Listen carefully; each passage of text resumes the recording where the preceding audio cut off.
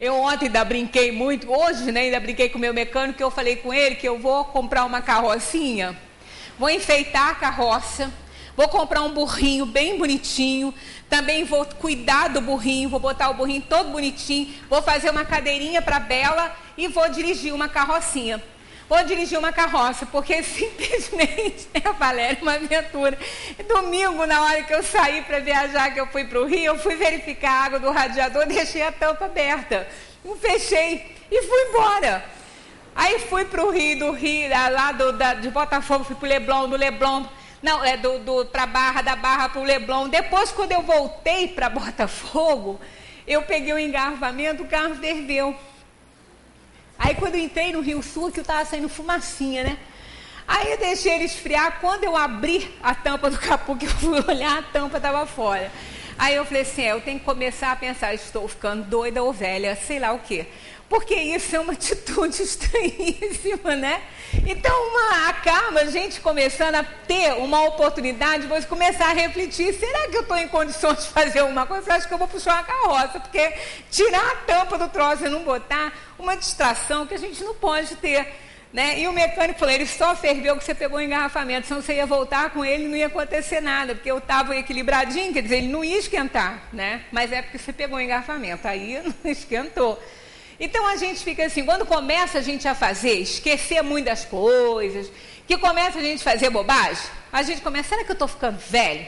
Será que eu estou realmente incapaz?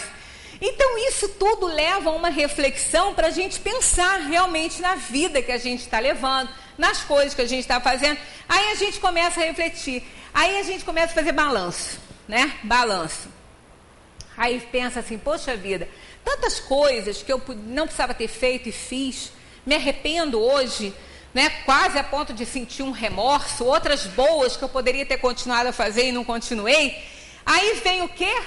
Aí vem aquela questão, ó, é a lei natural se apresentando para a gente, está visível ali na nossa consciência para a gente ler.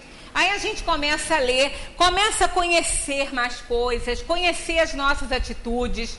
Aí vem a questão da obediência, né? Eu devia ter obedecido, devia ter feito isso. Se a gente não tiver mais tempo na atual encarnação, nós vamos ter, ó, a reencarnação. Abençoada reencarnação, né? Mas Deus, perfeito como é, né? É soberanamente justo e bom, jamais nos negaria novas oportunidades, né? Então ele nos dá oportunidades variadas, quer dizer, aí aquilo que a gente não conseguiu fazer agora, nós vamos fazer na próxima, porque nós estamos hoje preparando a nossa caminha para a próxima encarnação, né? Preparando nossos planos aí para a gente poder reencarnar e fazer tudo aquilo que a gente devia ter feito e não fez, consertar as coisas e assim vai. Então, de encarnação em encarnação, nós vamos conhecendo mais, nós vamos tendo mais necessidade de obedecer. Por quê? Nada dói mais quanto um remorso, um arrependimento que a gente possa ter de alguma coisa. E o que é o remorso? Ele só vem, um remorso só existe quando há conhecimento do ato. Não houve a obediência, houve apenas o conhecimento. Eu sei que estava errado, eu conheci, sabia que estava errado e fiz. Aí, não havendo a obediência junto com o conhecimento, o remorso bate. Porque a gente fala, poxa, eu sabia que não podia fazer isso. Eu sabia que eu não devia fazer isso. Então, se sabia, tinha o conhecimento, mas não tinha a obediência à lei. Então, isso leva a escolhas ruins e a atividades erradas. Então, a gente precisa reencarnar para a gente ir aprendendo. Então, a reencarnação vai nos dando essa oportunidade de progresso. O espírito, para progredir, ele precisa reencarnar. Ah, mas ele não pode aprender na dimensão dos espíritos? Pode, e aprende muito e muito mais rápido. Mas ele só pode botar em prática se ele reencarnar. Porque se ele não reencarna, ele não pode provar que ele aprendeu, ele não pode provar que ele já sabe. Aí ele vai reencarnar, vai passar pelas dores, pelas atribulações da vida, né? Vai sofrer as vicissitudes da vida. Aí sim, ele vai provar que ele já está mais evoluído. É nesse sentido que a provação é diferente da expiação. A expiação é um resgate de dívida, é um pagamento de dívida. E nem todo mundo paga uma dívida satisfeito, embora saiba que deve. Né? Tem gente que sabe que deve, que tem que pagar, mas tem raiva do cobrador, né? Tem raiva daquela boleta que aparece ali. Pô, só vejo isso na minha frente. Ah, só tem pagamento para fazer. Ué, mas por quê? Usou, comprou, né? Quem mora lá no alto do morro não paga a luz se não tiver energia elétrica. Se ele não tiver água encanada, também não vai pagar águas de Nova Friburgo, né? Não vai. Ele vai tirar água lá do poço, água da nascente, ele vai pagar. Então, nós só pagamos aquilo que a gente deve, o que a gente compra. Então, se a gente passa uma encarnação comprando coisas que não devíamos comprar, não nos isenta do pagamento. Ah, mas eu não gostei disso, não devia ter comprado mesmo. Mas comprou, então tem que pagar. Aí nós vamos reencarnar e vamos fazer o nosso resgate. Agora, aquele que está na erraticidade já há um tempão, já aprendeu uma porção de coisa. Então ele vai reencarnar para ele provar que ele realmente aprendeu. Aí ele vai passar por dificuldades aqui. Às vezes uma pessoa tão boa passa por tantas dores, sofrimentos, dificuldades, que a gente fala, gente, essa criatura não merece. Essa pessoa não merece passar por isso. Aí a gente às vezes se revolta. Às vezes eu me vejo nessa condição, depois eu fico com vergonha, né?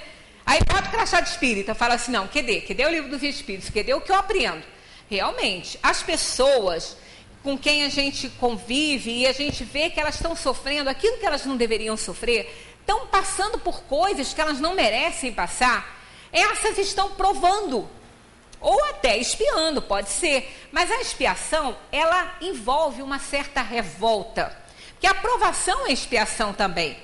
Né? A aprovação acaba sendo uma oportunidade da gente provar que a gente já está melhor. O que caracteriza realmente isso é a passividade da pessoa, né? A aceitação daquela pessoa, a resignação dela, não uma acomodação, ela está sempre lutando para melhorar, mas não está revoltada. Né? Então essas pessoas, essas almas que estão na erraticidade, que conhecem muito, mas obedeceram pouco, sabem que vão ter que reencarnar para aprender obediência, porque conhecimento elas já têm. Elas precisam aprender a obedecer. Aí vem para a Terra com uma dificuldade maior, num nível social bem mais difícil, né? bem menos abastecido. Né? Então vai enfrentar muitas dificuldades, vai passar por privações. E ela vai encarar isso com muita naturalidade. Porque intuitivamente ela sabe que ela fez um pedido desse, né? Porque ela tem que provar realmente que ela sabe. Então ela já vem para o mundo, vai passar por provações, que aos olhos do mundo, nós vamos dizer, ela não merecia passar por isso. Era uma pessoa boa, é uma pessoa boa, só faz o bem, e no entanto parece que como recompensa tem só desgraça na vida dela. Não é assim. Esse espírito aprendeu tanto na dimensão dos espíritos, e ele veio para a Terra provar que ele aprendeu, mas ele só pode provar passando pelas dificuldades, para ele mostrar a reação que ele vai ter. Não é para Deus que nós provamos nada. Deus conhece muito bem a nossa capacidade de aceitação ou não. Conhece muito bem o nosso nível de progresso. Sabe perfeitamente do que a gente é capaz ou não de fazer. Agora, essa provação é para nós mesmos. É para a gente provar para a gente mesmo que a gente já sabe.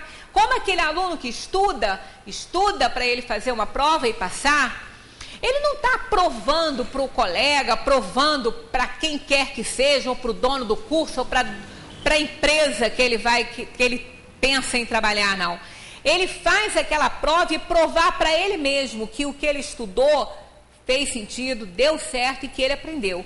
Então ele faz a prova, se sente bem com aquela prova, com o que ele respondeu, e ele então diz para ele mesmo, eu aprendi, eu sei fazer. Então ele quer provar é para ele mesmo. E a alma é assim, ela quer provar para ela mesma. Deus nos conhece, Deus nos criou, é o Criador. Qual é o Criador que não sabe tudo a respeito da sua criação? Né? Sabe tudo. Uma pessoa que faz um objeto qualquer, que cria uma máquina, ela não precisa destruir aquela máquina para refazer a máquina e provar para ela mesma que ela sabe fazer, porque ela que criou, ela sabe que sabe fazer. A destruição daquela máquina para provar que ela sabe fazer seria para provar para outra pessoa, para ela montar na frente da outra pessoa e provar que ela sabe. Mas isso não é relevante. Ela sabe que sabe. Então, a aprovação e a expiação para a alma é necessária para que ela prove para ela mesma que ela já evoluiu, que ela já conseguiu progredir em alguma coisa. A seguir, Kardec pergunta na marcha do progresso: o homem tira de si mesmo a energia progressiva ou o progresso não é mais do que o resultado de um ensinamento? Eles dizem: o homem se desenvolve por si mesmo, naturalmente. É aquela questão do desenvolvimento da inteligência. Naturalmente, nós vamos deparando com situações que vão nos ensinando as coisas. Mas nem todos progridem ao mesmo tempo e da mesma maneira. Como na escola, nem todos aprendem tudo e são aprovados com uma nota alta, alguns são reprovados e outros com notas baixas, assim também é a evolução do ser na matéria, né? A alma na matéria, ela vai aprendendo, ela vai adquirindo conhecimentos, mas nem todos aprendem ao mesmo tempo tudo o que precisam de aprender. É então que os mais adiantados ajudam os outros a progredir pelo contato social. Então, aqueles que já alcançaram um nível de conhecimento maior, que já aprenderam mais, esses vão servir de exemplo para os outros que ainda não aprenderam. Igualzinho na escola, quando a gente coloca e seleciona alunos que já aprenderam para serem monitores naquela sala de aula e auxiliar o colega que não aprendeu ainda. Porque ele tem uma linguagem próxima, ele fala do jeitinho que o outro fala, com as mesmas gírias que o outro fala, dá o pescoção no outro que a gente não pode dar, né? Então, quantas vezes um colega dá um pescoço, ô fulano, presta atenção, se a gente fizer isso, a gente é exonerado do cargo, né? O colega pode fazer e dá certo, que ele fala: ei fulano, é claro, cara, vai, você não está aprendendo, está prestando atenção, né? Então, quer dizer, da mesma maneira que aqueles que progridem mais, ensinam os outros que estão menos sábios naquela situação, isso acontece em todas as situações, não só do plano encarnado, quanto também do plano desencarnado. Então, uns que sabem mais vão ajudando os outros a progredir. O progresso moral segue sempre o progresso intelectual, né, que seria, no caso aqui, ó, a reencarnação, através da lei natural, da obediência à lei, provocar uma equiparação entre o conhecimento e a obediência. Eles respondem assim: é a sua consequência, mas não o segue sempre imediatamente. Então a alma, muitas vezes, ela aprende, ela conhece muito mais do que obedece. Tem condições para obedecer porque conhece, mas não quer. Ela ainda usa mal a sua liberdade de escolha para o bem, ela não quer. Então ela não progride. E como o passarinho não voa com uma asa só, né? Ela não vai conseguir um voo à perfeição. Ela vai precisar desenvolver a inteligência, equiparar esse desenvolvimento à moralidade, né? Aplicar moralmente tudo que ela aprendeu, tudo que ela sabe que é certo, tudo que é valorizável ela vai dar valor, aí ela vai desenvolvendo equiparadamente. Mas isso é muito difícil. Nós vemos na Terra um desenvolvimento intelectual fabuloso. Né? Nós já temos, principalmente na área médica, né, a tecnologia avançadíssima. Um médico lá no Japão opera uma pessoa aqui no Brasil, através dos instrumentos, dos robôs, e fazem cirurgias, salvam vidas à distância. Quer dizer, olha o desenvolvimento intelectual da nossa Terra, não é pequeno não. Né? A inteligência no nosso nível de evolução é muito boa. É muito boa. A Terra tem um nível de inteligência muito bom, mas de moralidade é nada. É muito pequeno. né? Se nós vimos, se realmente só a inteligência valesse a pena, a ONU já tinha resolvido todos os problemas do planeta. Porque lá não tem ninguém ignorante. Lá não tem ninguém que não conheça as coisas, né? São pessoas, são doutores, são mestres, são sociólogos, mestrados, todos eles conhecem muito bem tudo. Agora, a questão é a aplicação desse conhecimento, que está estreitamente relacionada à obediência, à lei. Então, como fere os interesses das nações, as Nações Unidas, muitas vezes, não fazem nada, né? Porque vai ferir os interesses. Então, fica só no conhecimento e a obediência à lei fica para lá, né? Aí, quando há uma catástrofe enorme como essa do Japão, né, que balançou as estruturas das inteligências de todos lá, muita inteligência, muito dinheiro, e o dinheiro não estava servindo grandemente para o início, mas agora está. Em um pouquinho tempo só fizeram uma rodovia, né? Pois é, isso é o quê? É a manifestação da inteligência que eles conseguiram, forçando ali a obediência à lei para que possam minimizar o sofrimento daquela população toda que está lá, né? Então a gente vai vendo que o progresso vai se dando assim devagarinho, mas é assim mesmo, né? O que não se pode é parar, o que a gente não pode é parar. A gente vai caminhando devagarinho. Se hoje a gente não está satisfeito com o nosso progresso, amanhã a gente terá oportunidade nova de melhorar isso aí, e assim a gente vai. A cada dia é um aprendizado, cada erro nos ensina, né? Cada erro que a gente tem nos faz a gente pensar muito mais sobre as situações todas, e são erros simples, né? Erros bobos que às vezes têm uma consequência tão grande. Então a gente vai aprendendo com os nossos erros. O que nós não podemos é errar erro velho. Isso aí é que é terrível, abdicar. Errar erro velho é abdicar da maior conquista do espírito humano, que é a inteligência e o raciocínio sem limites. Porque se a gente reconhecer o que está errado, é porque a gente conhece, sabe? Se sabe, vamos fazer direito, vamos obedecer. Porque senão nós não vamos conseguir equiparar as asas necessárias para o voo, né? Da obediência e do conhecimento, a inteligência moral, para que a gente possa alcançar uma perfeição relativa ao mundo em que a gente estiver vivendo. Muita paz para todos. Semana que vem continua.